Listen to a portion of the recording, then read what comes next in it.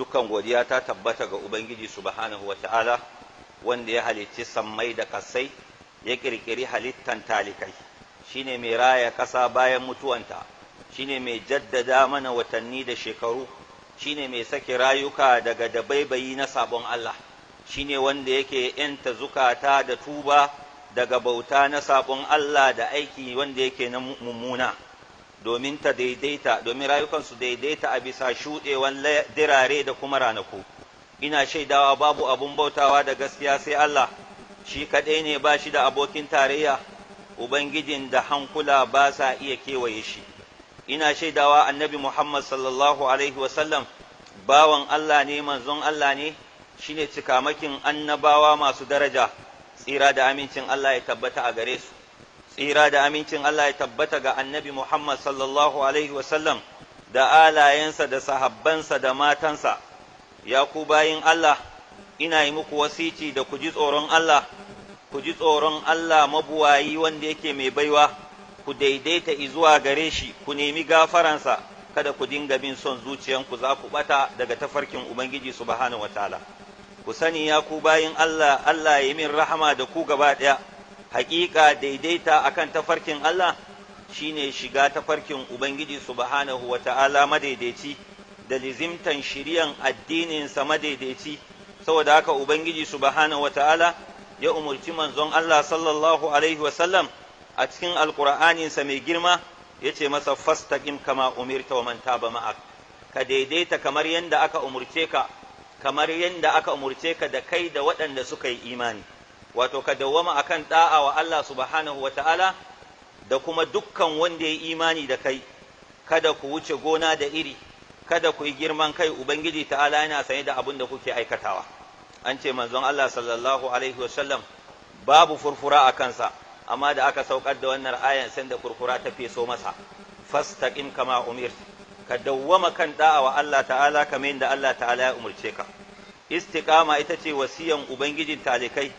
ga waɗanda suke kafin manzon Allah sallallahu Alaihi wasallam daga cikin annabawa da manzanni, kamar yadda Allah ta'ala yi wa annabi Harun da annabi Musa wasici da istiqama cewa ya daidaita akan tafarkin Ubangiji ta'ala, kamar yadda Ubangiji ta'ala yake cewa haƙiƙa na amsa addu'arku annabi Musa da Harun, amma ku daidaita akan tafarki na, kada ku dinga bin tafarkin waɗanda suke jahilai waɗanda ba sa bin tafarkin Allah. Ita ce wasiyan Ubangiji ta'ala mai baiwa ga dukkan bayinsa. Allah ta'ala ya ce, ka gaya musu ya Rasulallah sallallahu Alaihi wasallam, haƙiƙa ni mutum ne irinku, sai dai ana mini wahayi, bambanci na da ku kenan, ana mini wahayi cewa ku bauta wa Allah subhanahu wa ta'ala shi kaɗai, shi ne kawai ya cancanta a bauta masa, kuma ku daidaita akan tafarkinsa, kada ku ɓata, kada ku kauce hanya, kar ku saba masa. Ku nemi gafaransa subhanahu wa ta'ala, azaba ta tabbata ga mushrikai waɗanda ba sa tsarkake zukatansu ko ba sa ba da zakka alhalin sun kafurcewa lahira. Hakika Ubangiji ta'ala ya yi umarni da daidaita akan tafarkinsa, kada a kauce masa. Wannan shine abin da Allah ta'ala yake son bayinsa su kasance a kai. Koyaushe ka zama mutumin kirki, bawan Allah mai aikata abin da Allah ta'ala wajabta masa, mai nisantan abin da Ubangiji ta'ala ya haramta. Hakika manzon Allah sallallahu alaihi wasallam fiyayyen halitta ya umarci wanda ya tambaye shi, kamar yadda Imam Muslim ya ruwaito a cikin wato littafinsa ingantacce daga hadisin Sufyan bin Abdullah as-Saqafi radiyallahu anhu, yace na ce ya Rasulullah,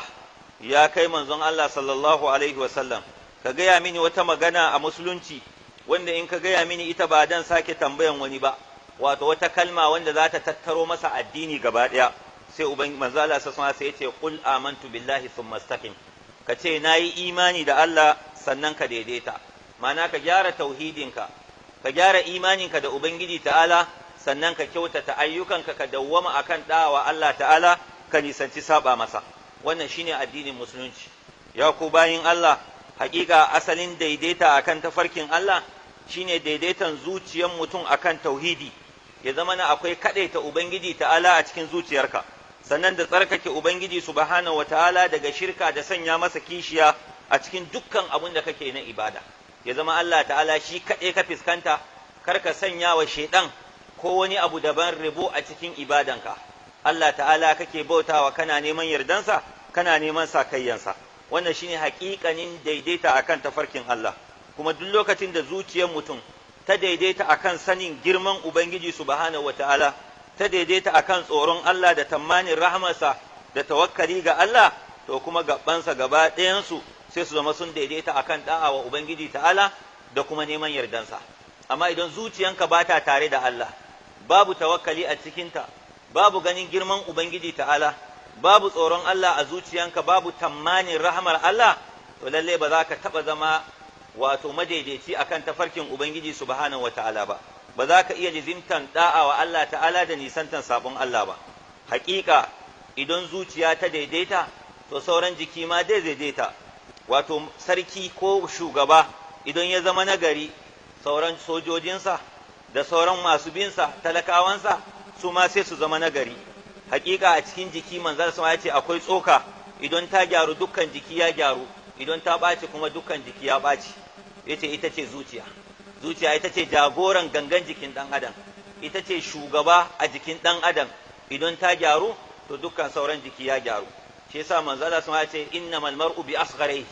mutum da yana zama mutum ne da ƙananan abubuwa guda biyu a jikinsa, sune lisanuhu wa qalbuhu, wato zuciyansa wato ainihin da harshensa. Shi yasa idan zuciyan ta daidaita to kuma harshe ma sai kaga ya daidaita, ba zai dinga magana na sabon Allah da ketare iyaka ba. Sai kaga dukkan maganan da za ta fito a bakin ɗan adam magana ce mai kyau saboda zuciyansa mai kyau ne. Wani yana cewa innal kalama la fil fuadi wa innama ju'ila lisanu ala al fuadi dalila. Ita magana a zuciya take, wato harshe ne yake fassarawa sai ya furta abin da ke cikin zuciyanka, harshen ka yake faɗa. Idan harshen mutum mara kyau ne, yana faɗan abubuwan da ba su dace ba, to za ka samu zuciyansa ma ba mai kyau ba ne. In ko har zuciyansa mai kyau ne, to kalamansa za su dinga zama masu kyau, su ne dalili a bisa cewa wato zuciyansa mai kyau ne kuma bawan Allah ne mutumin kirki. Hadisi ya tabbata a sunan na Tirmidhi, Abdullah bin Mas'ud radiyallahu anhu yace manzon Allah sallallahu alaihi wasallam ya ce mumini ba mai yawan sukan muminai yan uwansa bane, ba mai yawan tsinuwa bane, mumini ba mai alfasha bane, kuma ba mai yin batsa bane. Saboda haka in dai zuciyanka mai kyau, akwai tauhidi, akwai imani, ba za a samu harshenka yana cin mutuncin al'umma ba za a samu batsa da ashar a harshenka ba za a dinga samun munanan kalamai suna fita daga bakinka ba. Amma in ko an samu wannan, to lalle zuciyar ne ba ta da kyau sai take furta abin da ke cikinta. Sannan idan harshenka ya gyaru, bayan zuciyanka ta gyaru, to kuma sai gyaruwan gabbai su biyo baya. Dukkan sauran gabbanka sai su zama masu kyau. Ba za a dinga samun ka wuraren sabon Allah ba, za a dinga samun ka inda Allah ta'ala yake son a ga mumini. Za a ga ayyukanka dukkaninsu masu kyau ne, kana nisantar munanan ayyuka saboda zuciyanka ta yi kyau, harshenka ya yi kyau, sauran gaban ma sai suka bi saboda zuciyan ita ce wato sarki, sauran gaban kuma su ne talakawa. Abin da ke tabbatar da wannan hadisin Abu Sa'id al-Khudri radiyallahu anhu daga manzon Allah sallallahu alaihi wasallam ya ce idan dan adam ya wayi gari, to dukkanin gabansa gaba ɗayansu suna yi wa harshensa gargadi irin na rarrashi, suna ce masa ka ji tsoron Allah dangane da al'amarinmu, domin mu fa idan mun gyaru saboda ka gyaru ne muka gyaru, idan mun ɓaci kuma ɓacinka ne ya sa muka ɓaci. So da haka in mun daidaita, in ka daidaita akan tafarkin Allah, mu ma za a same mu mun daidaita akan tafarkin Allah. Idan ka karkace ka kauce wa tafarkin Allah, to mu ma sai mu kauce wa tafarkin Allah, sai mu karkace mu kauce wa tafarkin Allah. Haka nan wato gabbai suke gaya wa harshe, idan harshe ya kyau to sai gangan jiki gaba ɗaya shi ma sai ka ga kyau, sauran ayyuka sai su kyau. So da haka ana gane kirkin mutum da mutuncin mutum da kasancewansa bawan Allah mutumin kirki ta hanyar kalaman da suke fita wato ainihin daga bakinsa. Imam Ahmad ya ruwaito wannan hadisin da Tirmidhi. Hani'an liman ruziqa al-istiqama, madalla maraba, ana murna ga dukkan wanda Allah ta'ala ya azurta shi da daidaita akan tafarkin Ubangiji subhanahu wataala, domin kaɗan ne daga cikin muminai ko daga cikin musulmi waɗanda suke kan tafarkin Allah ta'ala, ba sa sabon Allah, ba sa shirka, ba sa bidiyoyi, ba su da yawa. Idan mutum ya wayi gari ya kasance mutumin kirki, ba a same shi cikin wa'innan abubuwa ba, to sai a ce madalla, ana masa murna. Kuma madalla da karaman da Ubangiji ta'ala ya bashi, karama ce irin ta waliyai, wani bawan Allah ya ce a wannan zamanin da za a ce menene babban misali na karama shine mutum ya zama bawan Allah mutumin kirki. Duk wanda kaga baya sabawa Allah ta'ala, yana nisantan sabon Allah, yana yin abun da Allah yake so, to tabbas waliyi ne kuma ayyukansa karama ne, domin ba a cika samun irin haka ba a wannan zamanin, amma shi kuma an same shi yana kauracewa dukkan abun da Allah baya so, yana aikata abun da Ubangiji ta'ala yake so. To wannan sai a ce lallai karama ta bayyana masa, alama ne na waliyi na Ubangiji subhanahu wataala, domin akwai tsoron Allah tare da shi, don dama Allah ta'ala ce ala inna awliya Allahi la khawfun alaihim wa la hum yahzanun alladhina amanu wa kanu yattaqun. Waliyan Allah sune wanda suka yi imani kuma suke jin tsoron Allah. Imam Ibn Majah ya ruwaito hadisi a cikin sunan ɗinsa daga hadisin Abu Umama al-Bahili, Allah ya da shi, daga manzon Allah sallallahu alaihi wa sallam yace ku daidaita akan tafarkin Allah ta'ala kuma madalla idan kun daidaita. Wato abun yabo ne kwarai da gaske a samu mutum yana kan tafarkin Allah bai kauce ba, ko mafificin ayyukanku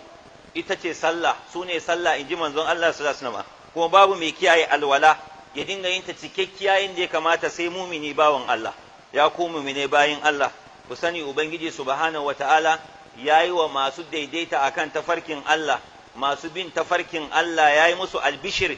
da gara, wato tarba mai kyau irin ta walittaka da karama. Wato idan ya je lahira Ubangiji ta'ala zai masa tarba irin ta waliyai, saboda ya daidaita akan tafarkin Ubangiji ta'ala. Kuma wannan garan ita ce sakamakonsa a nan duniya da lahira. A nan duniya Allah zai ba shi nitsuwa da kwanciyar hankali, a lahira Ubangiji ta'ala zai shigar da shi aljanna, zai tarbe shi da abubuwa na jin daɗi wanda suke na aljanna. Ubangiji ta'ala ya ce hakika waɗanda suka yi imani da Allah ta'ala kuma suka daidaita akan tafarkin Allah, to hakika waɗannan mutanen mala'iku da su dinga sauƙa musu, kuma suna yi musu albishir, suna ce musu kada ku ji tsoron zuwa lahira, za ku tadda alkhairi ne, kuma kada ku yi baƙin cikin barin duniya, abinda za ku tarar a lahiran alkhairi ne, ko muna muku albishir cewa aljanna ita ce makomarsu. Dukkan wanda ya daidaita akan tafarkin Ubangiji ta'ala ya bi hanyar Allah bai kauce ba, to tun kafin ya bar duniya mala'iku idan suka zo ɗaukar ransa suke masa albishir alkhairi zai tarar a lahira, kuma aljanna ita ce makomarsa, a nuna masa aljannan. Sannan sai su ce mu ne majibintanku a nan duniya da kuma lahira, kuma a can lahira ɗin a aljanna kuna da dukkan abun da rai yake sha'awansa yake kwaɗayinsa na jin daɗi, kuma dukkan abun da kuka nema na jin daɗi za a kawo muku a lahira. Saboda haka idan kana aljanna sai duk abun da kai sha'awa sai kaga ya zo maka. Idan dan itace ne sai ka ganshi a gabanka sai ka tsinke shi. Idan wani abun sha'awa ne sai kaga an kawo maka. Akwai ghilmanun mukhalladun, yara masu yi wa ‘yan aljanna hidima, duk abin da kai sha'awansa kawai sai su zo su ajiye maka shi. Idan nono ne na aljanna, ko giya irin ta aljanna, ko ruwan daɗi,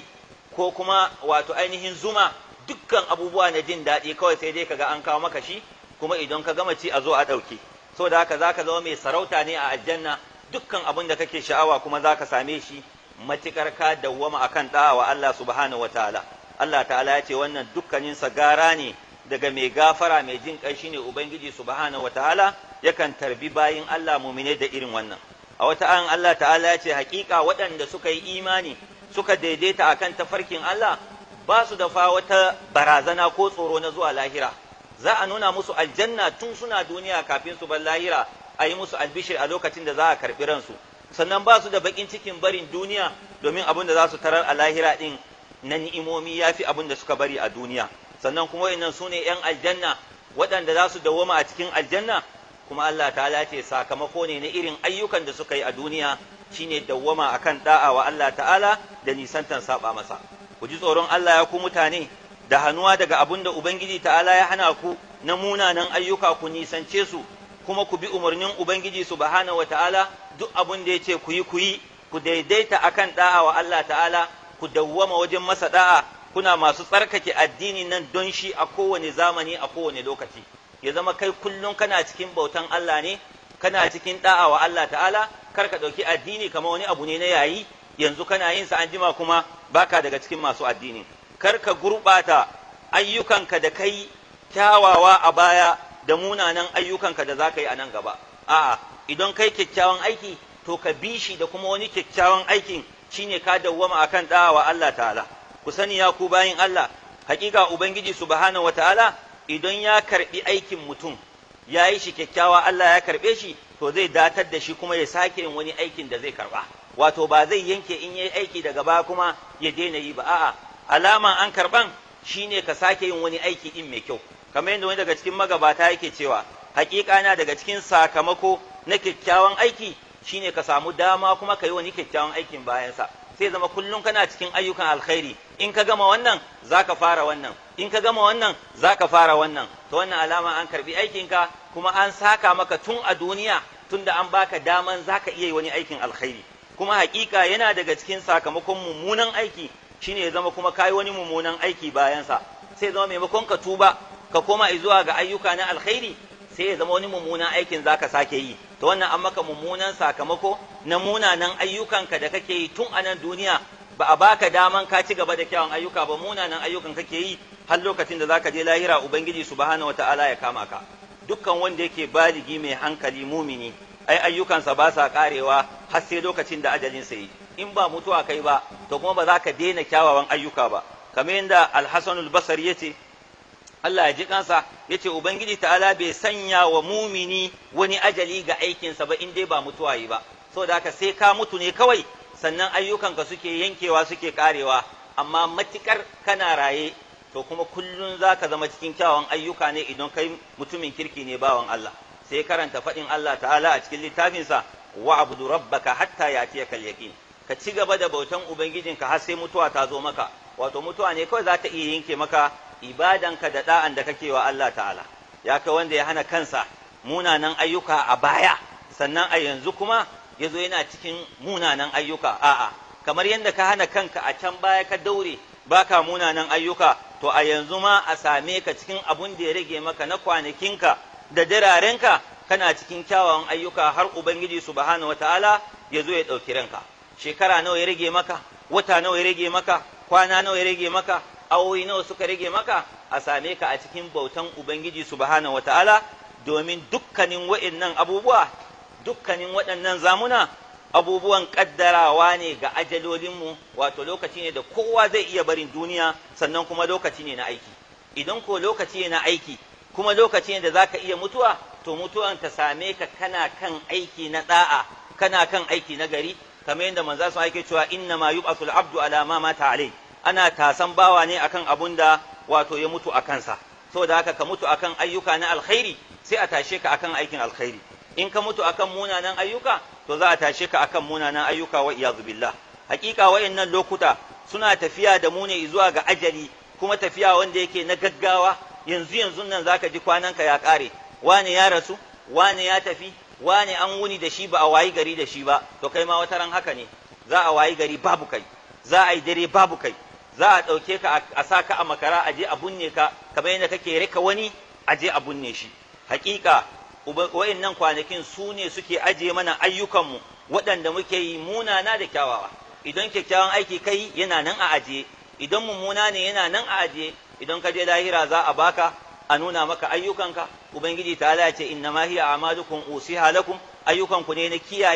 kiyaye muku su sannan kuma na cika muku wato sakamakon sa faman wajada khairan falyahmadillah wa man wajada ghayra zalika fala yalumanna illa nafsahu duk wanda ya samu alkhairi ya gode wa Allah wanda ya samu kishiyan wannan shine sharri to lalle wannan kuma wato ainihin ya zargi kansa da kansa ubangiji ta'ala baya zaluntan bayinsa wa ma rabbuka bi zallamin lil abid inna Allah la yadhlimu mithqala dharra idan ka je ka samu mummunan aiki to Allah ba azzalimi bane kai ka aikata munanan ayyukan shi yasa ka samu wannan wato ainihin mummunan sakamako saboda haka ubangiji ta'ala yana kiran mu zuwa ga dawwama akan tafarkin Allah kar ya zama yau kana mutumin kirki gobe kana mutumin banza watakila mutuwa ta zo ta same ka a lokacin da kake mutumin banza amma in ka dawwama akan ayyuka na alkhairi mutuwa sai ta zo ta same ka akan ayyuka wato ainihin na alkhairi Allah ta'ala ya samu a cikin bayinsa na gari thumma alamu ibadallah inna Allah amarakum bis salati was salami ala afdalil khalqi wa sayyidil mursalin